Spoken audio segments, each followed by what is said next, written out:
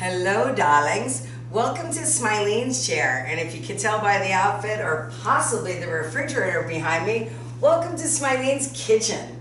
So today I'm calling these summery foods, but the truth is I eat them all year long. So we're doing pasta salad.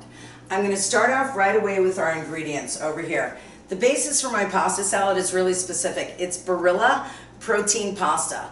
The stuff is really good, and it's not just eating carbs all the time. So this is one of my staple foods. I serve it as a side. You could actually serve it hot if you want. But this is what I call kind of my cheater way to do things. So broccoli, love broccoli. It's about 2 cups. Broccoli's just fluffy, so it's bigger. Today I decided to do red peppers. I didn't want to waste everybody's time in chopping all the veggies. I like mine small. Carrots, I'm kind of going for color and what's in season, but you can really put in whatever you want. And I really like asparagus tips. So with this one, as I said, I consider myself very efficient. I boiled the pasta in advance. Once again, I don't really want to waste your time boiling food or chopping vegetables in front of you. I'm really not a cook. I told you in advance. I just like to eat good food, and I don't like to prep it. I like to have it ready.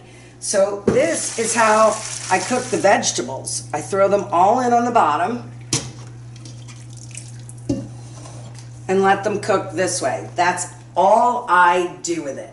Now these I will let sit because one, they're going to drain, but also the heat of this cooks it very, very nicely. So now what I'd like to do is come over here and talk about our vinaigrette. So these are things I'm going to do in other episodes, and you're going to see it. They make fabulous marinades for meats, but I'm sticking to an Italian theme with this one. I think you can see the mozzarella pearls that I have out that we'll be adding later when everything has cooled. But right now we're starting off with my basics, always my basics. I love balsamic vinegar. Some other people like red wine, or if you prefer other vinegars, 2 ounces of olive oil. Yes, you can use vegetable oil if you want to. I prefer olive oil for the taste as well. To 4 ounces of balsamic vinegar. And if we can zoom in, these are the spices that I use. So a lot of them you're going to see as repeats in a lot of other episodes. So right here is crushed red pepper, and we will be giving you the exact amounts for this. Fresh minced garlic. Over here we have thyme, sage. This, I'm going to be honest, I'm a cheater. It's an Italian seasoning mix.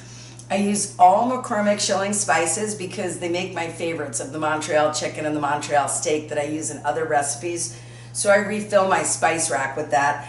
And our last one's going to be dried onions. Remember, everything is to taste. So that's really, I want you to look at it as how you like your spices. If you can't stand the thyme or the sage, take it out and just stick to the straight Italian seasoning. And then we're going to mix them up. So all I do is literally pour them in. So clean hands.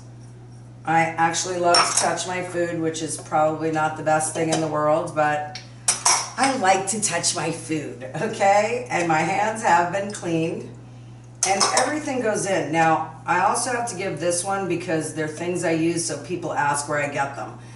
This is a Pampered Chef little, I call it just a seasoning and making a vinaigrette container. That's all it really does, is dressings. What I really like about this one is salad dressings always have to be mixed. They really do. So with this whole mixture, my goal is to use this as your base. It's going to come out a really pretty color. But if you notice, it does take a few minutes for it to mix. With this, I really move my spices around. It gets the flavor in them better. So all we're going to do is mush this through, let it cool a little bit. Like I said, I really don't want to waste your time prepping foods in front of you. You know how you like your vegetables cut. I know how I like mine, and to be honest, I'm not very good at cutting them. It's about the taste. So we're going to come back when this cools and show you our finished product. Bye for now. I'm back, and right off the bat, I should tell you that we do not edit any of these videos. I do them straight through. So I have to tell you, we looked real quick, and I made a flub. It is not at all crushed red pepper in the dressing recipe at all. It is black pepper. I very rarely use crushed red pepper. I like it personally myself, but I don't put it in a lot of recipes because you can always add that if you like the spice. So let's zoom in over here, and you will get the full recipe on everything. I always put this on the side, which is Kraft Greek vinaigrette. I either use their Caesar vinaigrette or the Greek vinaigrette. I like to keep it on the side because when you bring pasta salad somewhere, some people like more dressing than others. I do not. I like to start mine out dry. Now at this point, I wanted you to look. When I say mixed, you can now see how the spices really hug the protein pasta. They really do. And while we're on that too, before I forget, you can use other than penne. I just happen to really like penne myself. I feel like it's good in a pasta salad because your dressing gets on the inside too. And then these are mozzarella pearls.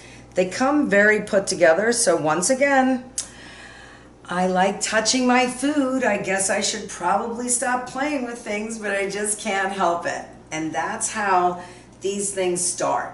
I do not add all the mozzarella at once. I really do not, because everybody likes it differently. It also tends to soak up a lot of the dressing. But if you like it that way, remember, the variances are what's really kind of cool. So then you go through, mix it through, and now you're gonna see how pretty the mozzarella pearls, they really do make a very nice effect in your pasta salad. But remember, mixing is the big key. It really is. That's where you can see. I would definitely add more because we're gonna be eating this today. I told you when I cook, I like to have people over for food, so that's what the big deal. These go into my summery foods, but truthfully, I would completely heat this up in the wintertime, store it the same way in a big container, pull out bowls at a time. It's a fabulous side dish, really with hot food as well, not just cold. So why don't you try it? Give us your feedback. Thanks so much. Bye for now.